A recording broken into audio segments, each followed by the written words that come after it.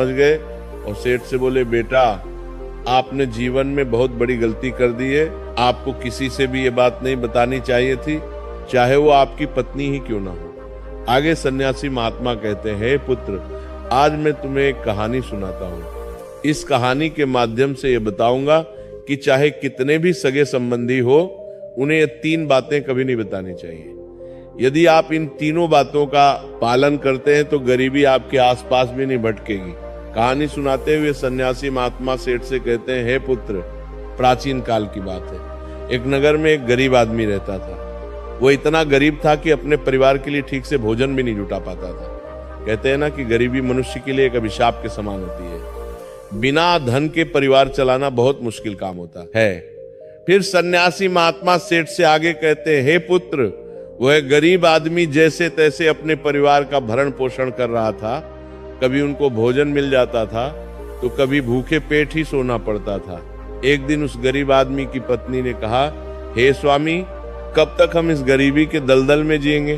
कब हमें इस गरीबी से मुक्ति मिलेगी? हमारे पास तो इतना धन भी नहीं है कि हम भरपेट भोजन कर सके। ऐसे कब तक चलेगा? फिर उसने अपने पति से कहा, हे पतिदेव, आप धन कमाने के लिए शहर चले जाइए। पत्नी के बार बार कहने पर वह गरीब आदमी धन कमाने के उद्देश्य से शहर की ओर निकल पड़ा।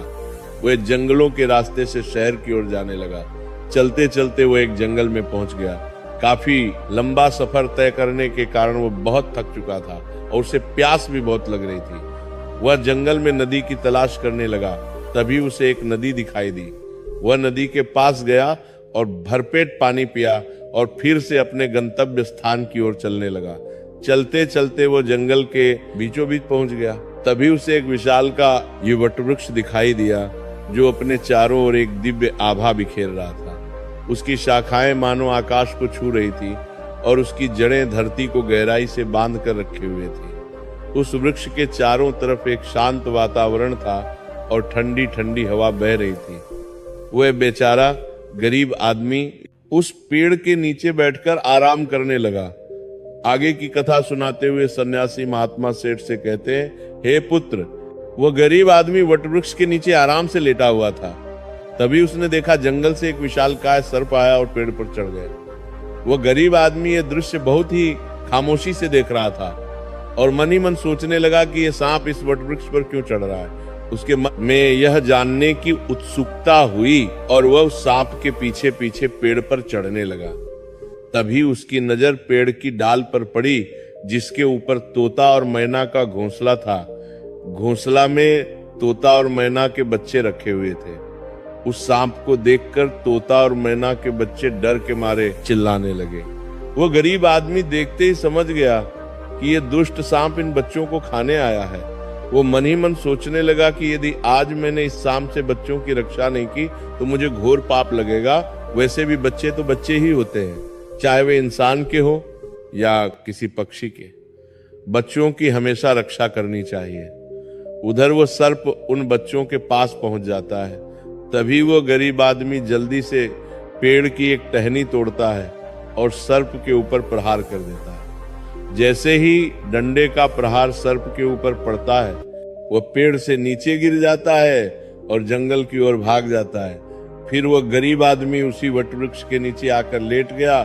उधर तोता और मैना के बच्चे अपनी रक्षा करने वाले उस गरीब आदमी को भगवान का रूप समझकर मन से दुआएं देने लगे।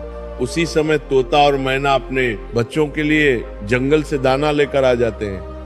अपने माता पिता को पास आया देख तोता और मैना के बच्चे बहुत खुश होते हैं और उन्हें पूरी घटना बताते हैं और कहते हैं, हे माँ, इस वृक्ष के नीचे जो मनुष्य विश्राम कर रहा है वह हमारे लिए ईश्वर का रूप बनकर आया था, जिसने हम सबको सर्प का आहार बनने से बचाया है।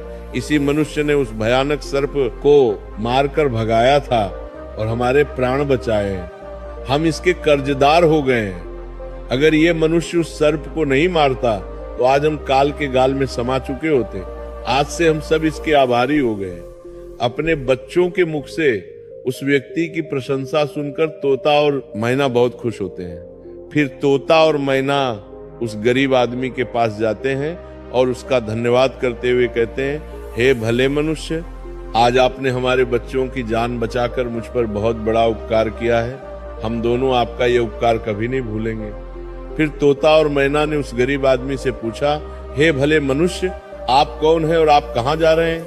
मित्र, तोता और मैना के पूछने पर वो गरीब आदमी कहता है, हे पक्षियों, मैं एक गरीब आदमी हूँ और धन कमाने के लिए शहर जा रहा था। काफी लंबा सफर तय करने के कारण मैं थक गया था। तभी मेरी नजर इस वट वृक्ष पर पड़ी, जिसकी शीतल छाया के नीचे बैठकर मैं आराम करने लगा। तभी मैंने देखा कि एक दुष्ट सर्प तुम्हारे बच्चों को खाने के लिए तुम्हारे घोंसले के पास जा रहा था। उसी समय मैंने अपने मनुष्य धर्म का पालन करते हुए उस सर्प को मारकर भगा दिया। फिर तोता और मैना बोले, हे भोले मनुष्य, तुमने हम पर बहुत बड़ा उपकार किया है। संसार में सबसे बड़ी खुशी बच्चों से होती है।